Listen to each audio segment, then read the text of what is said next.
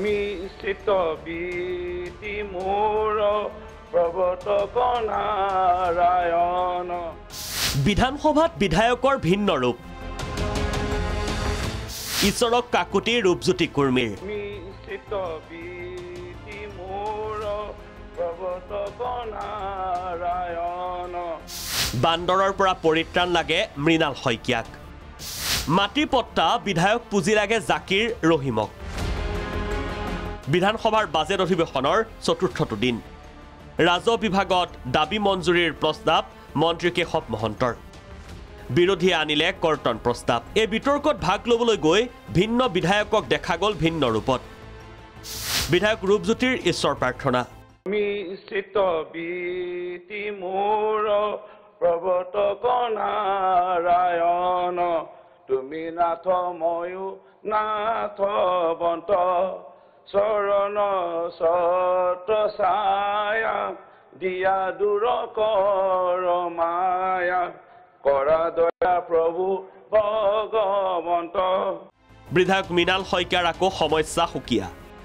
বান্দৰৰ উৎপাতত যেন ত্ৰহী মধুসূদন পৰিছে বিজেপি বিধায়কজনে।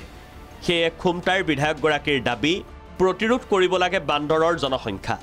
So monkey menace should be identified as a disaster in the villages. এনেকৈ আমাৰ গাঁৱৰ মানুহবিলাকে বান্দৰৰ আক্ৰমণত খেতি বাতি সকলো কৰিবলৈ এৰি দিছে। ইয়াৰ পপুলেশ্যন কণ্ট্ৰল কৰিবৰ কাৰণে বা ইয়াৰ মানুহৰ ওপৰত যি অত্যাচাৰ সেইটো বন্ধ কৰিবলৈ কিবা এটা ব্যৱস্থা ল'ব লাগিব, নহ'লে বহু কৃষক আমাৰ গ্ৰাম্য অৰ্থনীতি ই তললৈ লৈ গৈছে।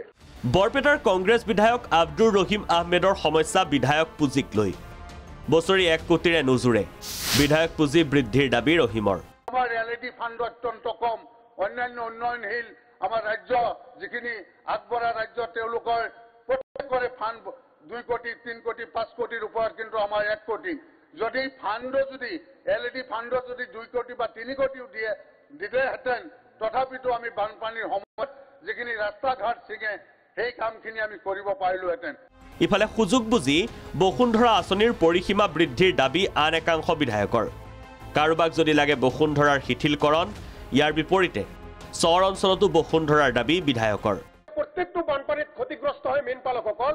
মই 9 বছৰ হলো এজনো মীনপালক আজিৰ তাৰিখত 1 টকা পোৱা নাই, অথচ আমাৰ নঞ্চে কৈছে 3000 পাব, 6000 পাব, 15000 পাব ক্ষতিৰ সংখ্যা লৈ। নিজৰ ৰাষ্ট্ৰত নিজৰ দেশত স্বাধীনতাৰ আগত 100 বছৰৰ বেছি হ'ল আমাৰ জনগোষ্ঠীটো মাটিৰ কাৰণে অধিকাৰৰ কাৰণে তেতিয়াৰ পৰা মনত দুখ লৈ সংগ্ৰাম কৰি আছে, কিন্তু এতিয়ালৈকে আমি মাটি নাপালো।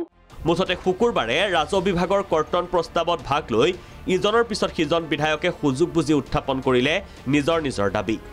পিছে এইসকল বিধায়কৰ দাবীৰ প্ৰতি ৰাজ্য চৰকাৰে কিমান গুৰুত্ব দিয়ে সেয়া হ'ব লক্ষণীয়। ৰমেন কলিতাৰ ৰিপৰ্ট, প্ৰাগ নিউজ।